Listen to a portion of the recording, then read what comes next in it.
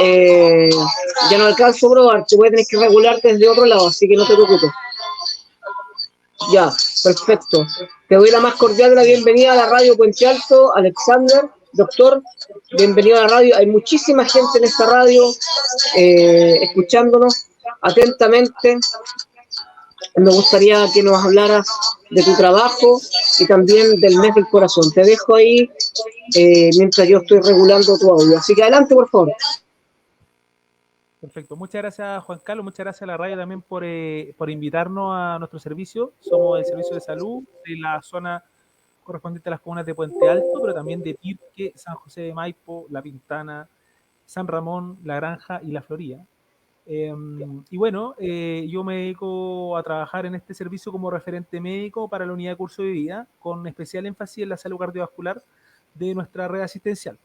Entonces, lo que nos corresponde a nosotros básicamente es ir definiendo y detectando aquellas situaciones relacionadas con la salud de las personas que presentan enfermedades cardiovasculares que son posibles de poder mejorar para poder de alguna otra manera impactar positivamente en el proceso de atención, o sea, cómo las personas son atendidas, principalmente en la atención primaria de nuestra red. ¿Bien? Y bueno, hoy día, bueno, en este mes estamos en el mes de corazón, mes de agosto, que habitualmente se asocia. Bueno, la verdad es que siempre es una oportunidad para poder hablar de estos problemas de salud, en atención a que hoy día son la principal causa de mortalidad en nuestro país, conjunto con las enfermedades del cáncer, ¿cierto? Y por eso es que como servicio de salud hemos querido participar de una serie de medios de comunicación territoriales y por cierto que agradecemos la invitación que nos entrega Radio Puente Alto para que las y los puentealtinos puedan de alguna manera también estar al tanto de lo que significa la enfermedad cardiovascular. Así que un gusto poder estar acá con ustedes. Muchas gracias, Alexander, por estar con nosotros a esta hora compartiendo tu información que es tan relevante. Hay mucha gente escuchando la radio. Tenemos una pauta de prensa que nos enviaron ahí José y la vamos a tratar de respetar en la medida también de las preguntas que han llegado, ¿cierto? Que hay harta gente que está escuchando la radio, está muy preocupada del tema de la salud del corazón, ¿cierto? Aquí hay mucha gente hipertensa, diabética, que necesita esta información. Bueno, te voy a dejar las tres primeras preguntas desarrolladas porque hay mucha gente hablando al mismo tiempo. La pregunta 2, 3 y 4 de tu pauta de prensa es ¿qué enfermedades se asocian a nuestro corazón? La 3, ¿cuáles son sus síntomas y signos? Y 4, ¿cuáles son sus factores de riesgo? Te dejo ahí conversando con los amigos, por favor. Súper. Bueno, el corazón para muchos es el órgano más importante de nuestro cuerpo humano y el de generar circulación sanguínea al resto del cuerpo. Sin corazón o con un corazón que está funcionando no tan bien, empieza a afectarse el resto del cuerpo. Bien, a diferencia de quizá otros órganos que pueden tener alguna función no tan sistémica. Y por tanto es importante cuidar la salud del corazón. Ahora, ¿por qué se puede enfermar el corazón? Por diversas circunstancias. La que probablemente sea más reconocible es la relacionada al infarto, que es cuando la circulación propia del corazón se empieza a obstruir y el mismo corazón empieza a sufrir las consecuencias de no recibir una circulación adecuada. ¿Bien? Pero también existen otras enfermedades del corazón asociadas al tamaño, por ejemplo, cuando el corazón crece más de la cuenta y pierde la capacidad de contraerse para bombear la sangre, o enfermedades relacionadas con la conducción eléctrica, porque el corazón tiene un circuito eléctrico para que funcione y a veces ese circuito como que se estira un poco y empieza a fallar y entonces el corazón no late como tiene que latir y a veces late más rápido, a veces late más lento y eso genera ciertas complicaciones. Pero claro, de todas esas enfermedades, probablemente la que es de mayor preocupación es la relacionada con los infartos, porque además no solamente el corazón se afecta por esto, sino que también esa misma situación de la circulación se genera en otros territorios y por eso también están asociados como enfermedades cardiovasculares propiamente tal, el infarto cerebral o accidente cerebrovascular isquémico, también conocido, también la enfermedad arterial oclusiva, sobre todo de las piernas, ¿cierto? Cuando empieza a disminuir la circulación y es lo que ocurre cuando las personas, por ejemplo, caminan y les empieza a doler las piernas cuando caminan y a cansarse. Bueno, y pasando al asunto que nos importa respecto del cómo las personas pueden reconocer que están en presencia de una enfermedad del corazón como un infarto, bueno, el principal síntoma es el dolor del pecho, el dolor torácico. Hay muchas formas en las cuales el tórax puede doler, pero la principal, la que de mayor preocupación y que relacionamos con el infarto, es cuando se genera un dolor opresivo, vale decir, es un peso que uno siente en el tórax cuando, por ejemplo, está haciendo alguna actividad física, pero a veces también ocurre en el reposo, o sea, una persona está viendo televisión, por ejemplo, y empieza con este dolor. Y cuando ocurre ese dolor, ese tipo de dolor torácico bien característico, opresivo, habitualmente se puede asociar también a esa misma sensación que se irradia hacia el brazo izquierdo o hacia la rama izquierda de la mandíbula. Y también se puede asociar con lo que en medicina denominamos síntomas neurovegetativos, pero en concreto sensación de náusea o vómito asociado a este dolor. ¿Bien?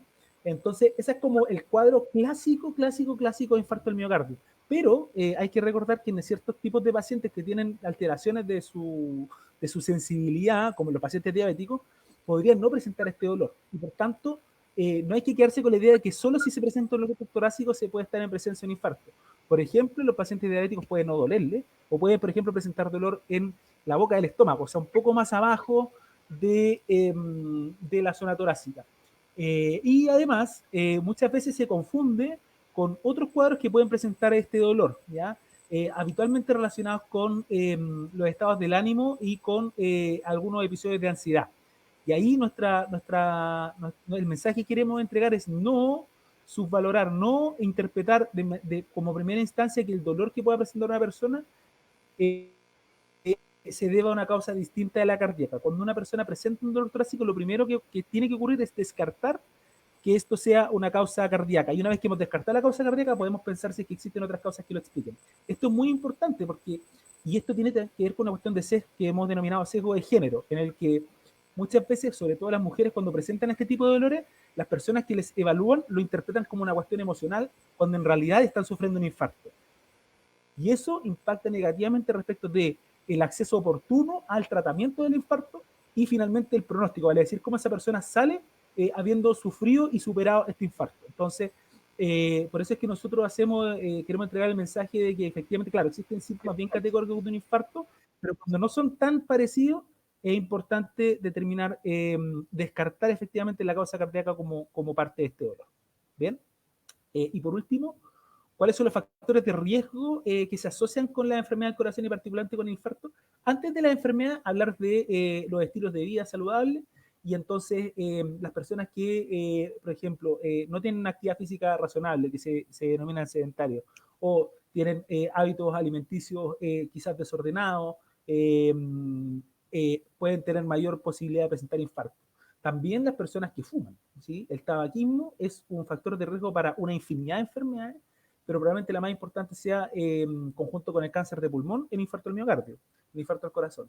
Y por último, las enfermedades que están relacionadas, principalmente hipertensión arterial y diabetes, y que son muy prevalentes en nuestra población. Vale decir, hay muchas personas que sufren estos problemas. Y muchas de estas personas, sufriendo estos problemas, o no están con un diagnóstico establecido, o teniendo el diagnóstico establecido, no están recibiendo tratamiento. Y por eso es que hacemos también el llamado a todas las personas que presenten este tipo de enfermedades que concurran a el centro de salud familiar más cercano para poder acceder a el tratamiento de estas patologías, porque son patologías cubiertas por el GES, por el auge. Y por tanto tienen derecho a recibir tratamiento para estas patologías, tienen derecho a recibir evaluaciones por profesionales de salud por estas patologías y tienen derecho a recibir ciertos exámenes asociados a las patologías para poder ir viendo cómo estas enfermedades van impactando en la salud de las personas, de tal manera de poder anticiparse a la ocurrencia de enfermedades más graves tales como el infarto al corazón. Muchas gracias, doctora Alexandra. Hay harta gente escuchando. Voy a tratar de rescatar las preguntas más relevantes y que pueden ser significativas para toda la gente que nos está escuchando. Ya José Luis Ramírez te manda un saludo y agradece esta charla que es tan importante. Hola Juanca, soy hipertenso y diabético. Pregunta número 1 para el doctor. ¿Por qué si soy diabético me podría afectar a mi corazón? Esa es la pregunta número 1. 2. La envía la señora Etelvina Núñez desde Bajos de Mena. Hola Juanca, qué bueno, estoy interesada en este programa, está muy bueno, lo estoy escuchando online. La pregunta es, fui una persona que durante mucho tiempo fumé, y también tuve un tema con dependencia, con droga, con la marihuana. ¿De qué manera me afecta esto a mi corazón y mi sistema cardiopulmonar? Esa es la pregunta que me interesa saber. Y ahora yo ya dejé esto, yo lo dejé hace más de 2 años, pero igual me tiendo a ahogar. Y la Comprendo. pregunta número 4, perdón, 3 de Casas Viejas, la envía a la señora Elisa Román, que dice que está muy interesante la conversación. Estoy atentamente tomando nota de lo que el doctor está diciendo. Me pregunta si tú atiendes en forma particular en algún lugar, porque cuesta mucho encontrar gente que trabaje en el área cardiopulmonar. ¿Dónde puedo ir? ¿Hay algún tipo de taller? ¿Hay algún lugar, algún tipo de examen preventivo para saber cómo está mi corazón?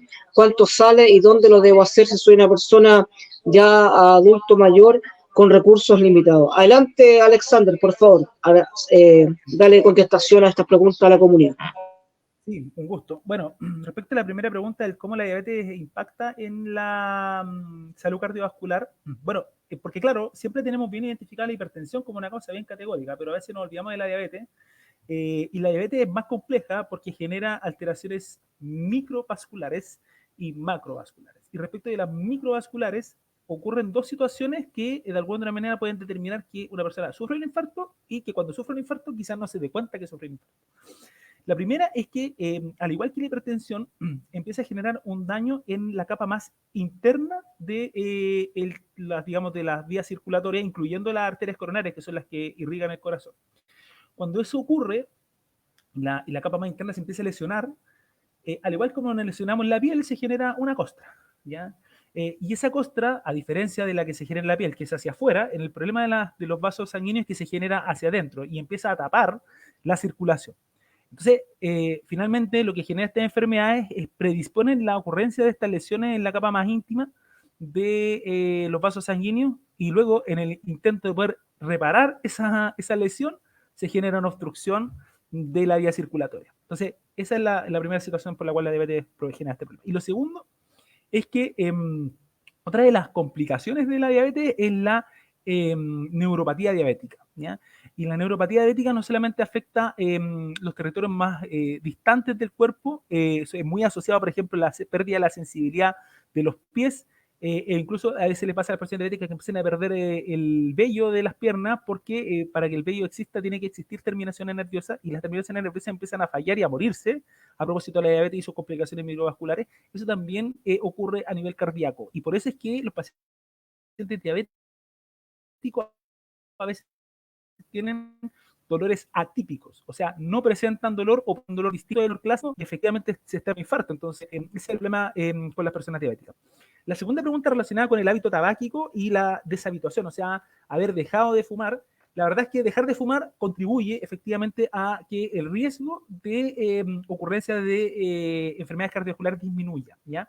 Pero esa disminución es proporcional al tiempo que ha pasado desde que se deshabitó el hábito tabáquico. Vale decir, si una persona dejó recién de fumar hace 2 meses, probablemente el impacto en la mejoría, en el fondo, la disminución del riesgo de presentar una enfermedad cardiovascular no sea tan alta y sea muy, muy similar a seguir fumando, ¿ya?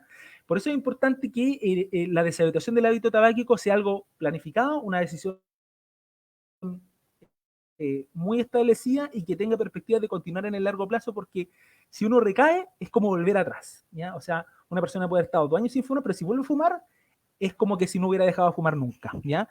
Y se ha visto que las personas que tienen entre 10 y 15 años de deshabituación del tabaco tienen un riesgo de enfermar por enfermedades cardiovasculares similares a no haber fumado nunca, ¿ya? Pero esto solo respecto a las enfermedades cardiovasculares. Para otro tipo de enfermedades como las enfermedades respiratorias, eso no es tan así, el daño se mantiene más tiempo. Y efectivamente, este síntoma que menciona la persona de dificultades para respirar puede no ser por una causa cardíaca, sino más bien por una causa pulmonar. Mi sugerencia es que concurra a su centro asistencial más cercano para manifestar esta situación de dificultad respiratoria, más bien crónica, porque es probable que presente dos situaciones. Una, que presente una enfermedad denominada enfermedad pulmonar obstructiva crónica, que es parecida al asma, pero con la diferencia de que no responde al uso de broncodilatadores de acción rápida como el salbutamol, ¿ya? Y que además en el contexto de que si eventualmente puede presentar una situación cardíaca también es un poco difícil ocupar este tipo de medicamentos. Y la otra es que efectivamente sea una dificultad respiratoria asociada a una causa cardíaca, pero ahí, cuando eso ocurre, son situaciones bastante más severas que probablemente no sea el caso de la persona que les contacta por la radio.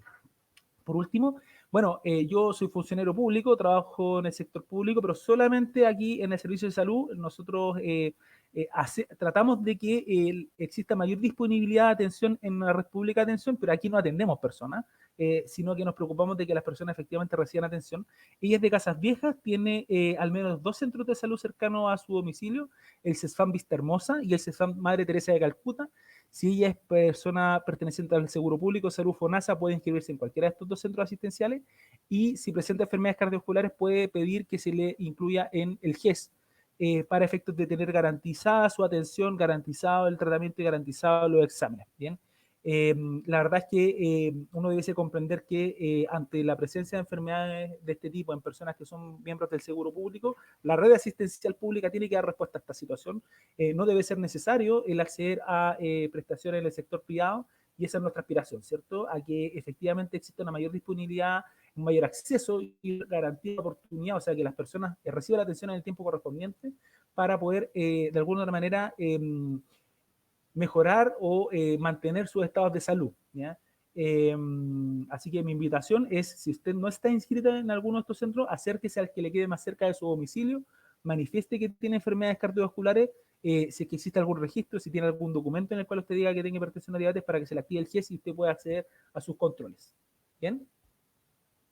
Perfecto. Muchas gracias, Alexander, por dar información de primer nivel a la comunidad y que es importante clarificar siempre. Vamos a seguir con tres preguntas de tu pauta de prensa y luego volvemos con 2 preguntas más de los auditores para ir avanzando y aprovechando el tiempo disponible. Tú ya respondiste algunas con respecto a donde la gente puede ir a ver el tema de sus dudas o preguntas con respecto al corazón. Te voy a hacer la pregunta 7, 8 y 9. ¿Qué alimentos son buenos para cuidar mi corazón y cuáles se deben consumir en poca cantidad o una cantidad apropiada? La 8, ¿qué tipo de actividad física debo hacer para beneficiar la salud del corazón? Y la 9, el consumo de tabaco, estuviste hablando de eso, puede ser dañino para mi corazón, así que te dejo esas 3 preguntas, respóndelas mientras yo hablo con la gente en interno. Adelante, Alexander. Bueno, respecto a la alimentación, es bien importante porque hay varios mitos al respecto. Y son mitos históricos que han transitado 30, 40, 50 años. Por ejemplo, hace 30, 40 años se pensaba que el huevo, que es un alimento de origen animal que tiene colesterol, era perjudicial para la salud cardiovascular. Pero después se vio que en realidad no, que puede ser un factor protector, en fin. Lo mismo con el vino, porque se plantea que la presencia de antioxidantes podía disminuir el riesgo de eventos cardiovasculares como un infarto. Y por eso es que era como saludable tomarse una copa de vino. La verdad es que hoy día tenemos muy claro que eso no es así. No existe una dosis segura de consumo de alcohol que no provoque daño. ¿Ya? Y entonces la mejor forma de evitar, digamos, enfermarse el consumo de alcohol es no consumir. Yo digo esto para manera de ir como desmitificando esto de la copita de vino como factor protector. Nosotros somos un país productor de vino y, por cierto, también existe todo un tema de marketing de lo bueno que puede ser el vino, pero la verdad es que ya estamos muy seguros de que no hay una dosis segura de alcohol de ningún tipo. Bien, se sabe también que hay ciertos tipos de alcoholes que se asocian a mayores enfermedades cardiovasculares, como el whisky, por ejemplo. Pero bueno, mientras tanto se evite el consumo de ese tipo de alimentos, tanto mejor. Y bueno, siempre es bueno, para efectos de mantener una mejor salud cardiovascular, el consumo de grasas sanas, ¿ya? Porque uno es que ya ha consumido grasas, digamos, no tan buenas, la única forma de poder depurarlas es consumir grasas buenas. No eliminarlas de la dieta. Y ahí, efectivamente, todo lo que dice relación con los alimentos del mar, como los pescados, ¿cierto? Y que tienen esto que conocemos como omega 3, podría contribuir a una mejor salud cardiovascular. La verdad es que no queda tan claro cuánto es lo que hay que consumir, pero se sabe de que hay una asociación al respecto. Pero también se sabe de que son alimentos de difícil acceso para la población y, por tanto, uno debe ir buscando alternativas. Lo mismo respecto de los aceites vegetales, ¿ya? Para, por ejemplo, el aliño de las comidas o de las ensaladas. ¿Bien? Sabemos también que el consumo de sal sí es perjudicial en grandes cantidades y la dosis diaria recomendada es de 2 gramos, que equivale como a una tapita de Vic, pero sabemos que muchas veces las personas consumen más sal de la dosis recomendada, y está establecido que el consumo de sal es, así como si uno aislara todos los factores de riesgo de manera individual, el factor de riesgo más importante para la ocurrencia de enfermedades cardiovasculares. ¿Ya? Entonces ahí el tema del consumo de sal también es muy importante y algo que sí se puede regular en casa. Ya es difícil como deshabituarse al paladar como condimentado, ¿cierto? Y de conceptos que sea sabroso, ¿cierto? pero la verdad es que una vez que uno empieza a dejar el consumo de sal, a mí me pasó, por ejemplo, a propósito de que tú tengo ya, bueno, ya tiene 3 años ya la hija del medio, empezamos a comer sin sal, y claro, al principio era un poco complejo, pero la verdad es que cuando volvimos a la sal ya no podíamos comer con sal, porque no, ya estábamos muy acostumbrados a eso, pero eso es un tema de conducta. Respecto de los ejercicios relacionados, la verdad es que se hace referencia más bien a la actividad física y no al ejercicio propiamente tal, porque claro, uno relaciona el ejercicio como con correr, con levantar pesas, con hacer ese tipo de esfuerzos, pero la verdad es que mantener una vida activa con cierta intensidad podría ser equivalente a hacer ejercicio, ¿ya? Y que es lo que se denomina como una persona que cuenta con actividad física, que no es sedentaria, va a depender de la definición, pero con unos 150 minutos de, comillas, actividad física, eso podría resolverse. ¿Y qué podemos entender por actividad física? Aquí actividad en la cual se genera un esfuerzo físico para su realización y que genera algún grado de cansancio, o sea, como que cueste hacerlo, ¿ya? Entonces, por ejemplo, claro, si yo camino un par de cuadras, probablemente no me cueste, pero a cualquier persona, si camina, no sé, 1 hora, se va a cansar. Entonces uno podría decir que esa actividad podría constituir, ¿bien? Lo importante es tener conciencia de que hay cosas que uno puede hacer para tener algún grado de actividad física mayor del que se tiene habitualmente. Por ejemplo, todo lo que dice relación con evitar el uso de ascensores, privilegiando el uso de escalera, en la medida en que sean trayectos cortos y se puede evitar el uso del transporte público y algo que se pueda caminar, camínelo, ¿ya? Por cierto, también en consideración a elementos de seguridad, no se le ocurre hacer eso a las 9 de la noche, porque probablemente no sea tan seguro, ¿cierto? Pero en el día quizás sí lo es, ¿ya? Eso respecto como de los elementos de ejercicio y de ¿cómo se llama? Y de alimentación saludable.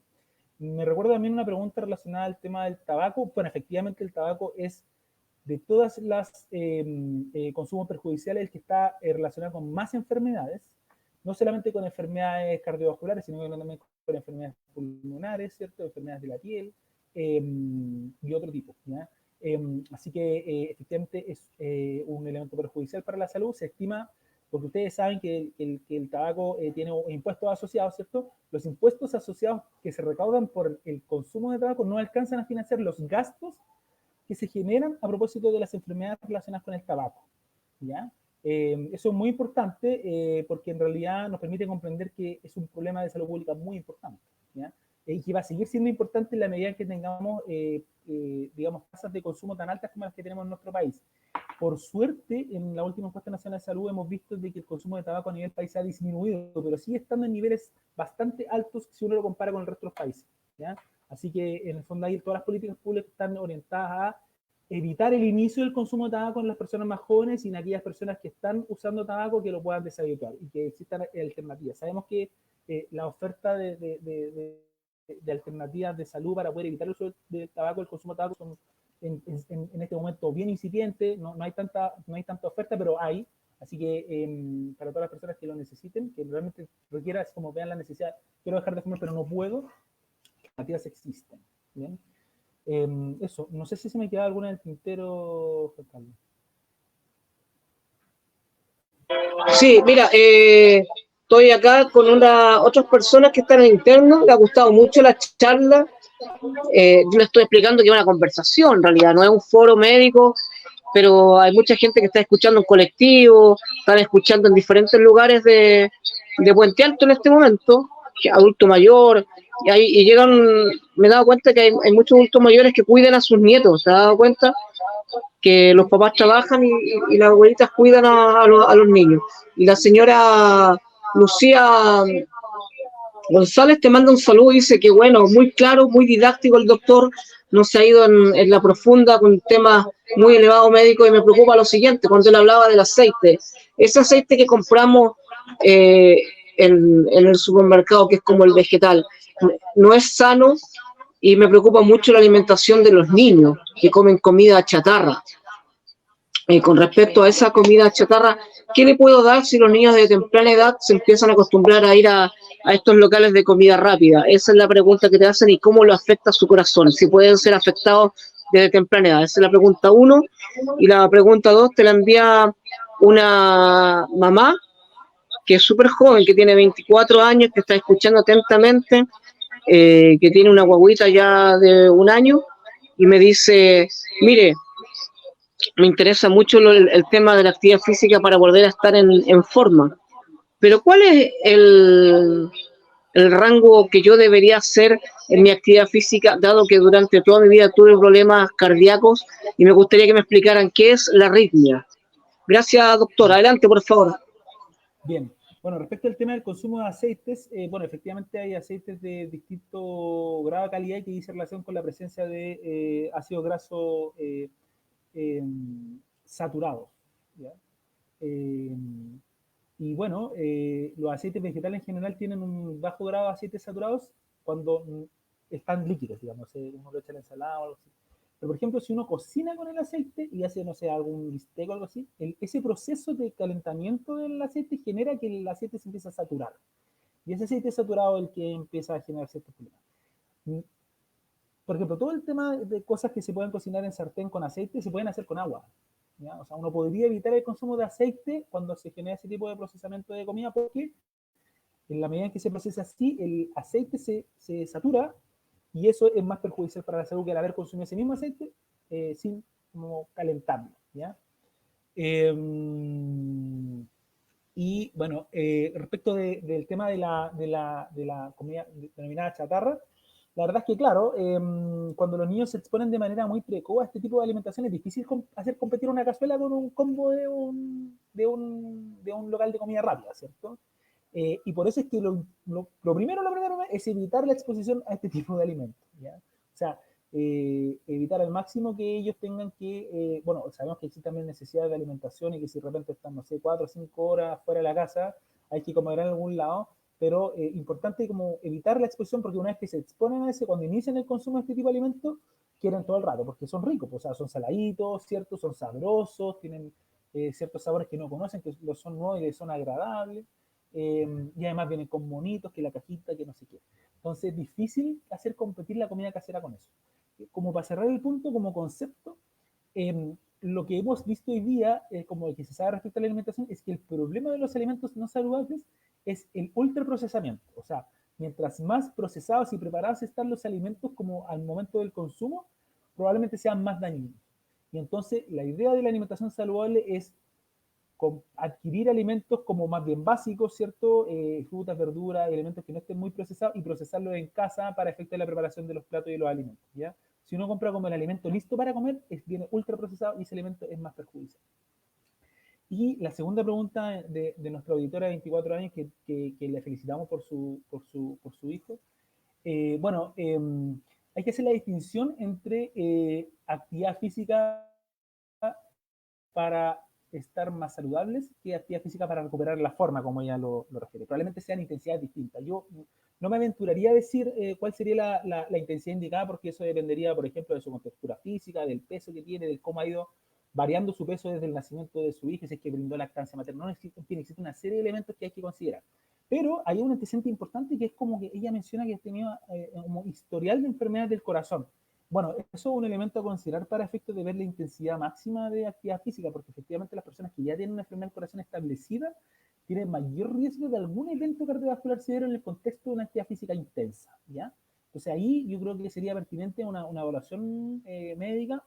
Puede ser que no sea necesario por un cardiólogo, pero al menos una evaluación médica para poder establecer efectivamente cuál es su estado de salud cardiovascular y en función de eso determinar qué grado de intensidad esa persona puede soportar.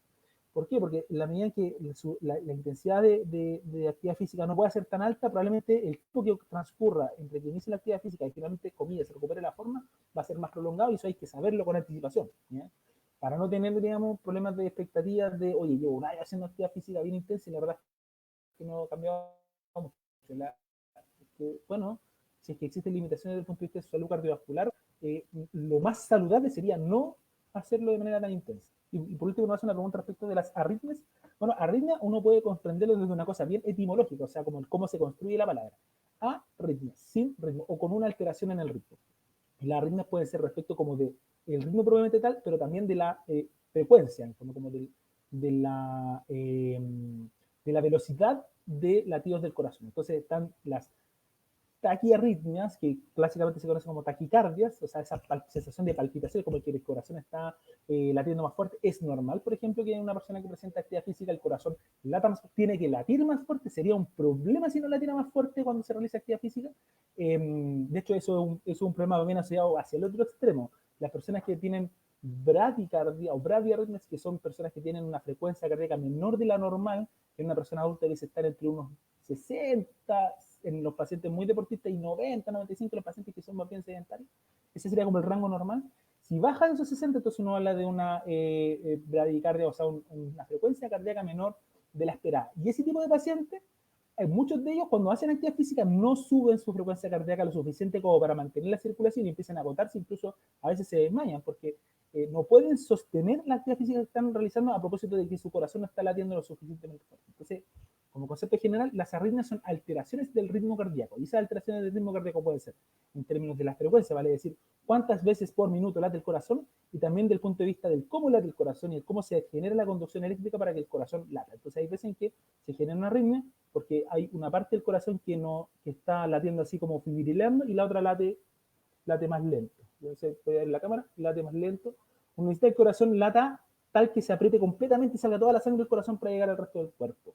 Si la frecuencia cardíaca aumenta, la contractibilidad, o sea, vale decir, cómo el corazón se aprieta, la bomba cardíaca se aprieta para que salga la circulación, es menor, y por eso es que hay problemas circulatorios cuando aumenta la frecuencia cardíaca, ¿ya? Porque llega menos sangre porque el latido es menos efectivo, ¿bien?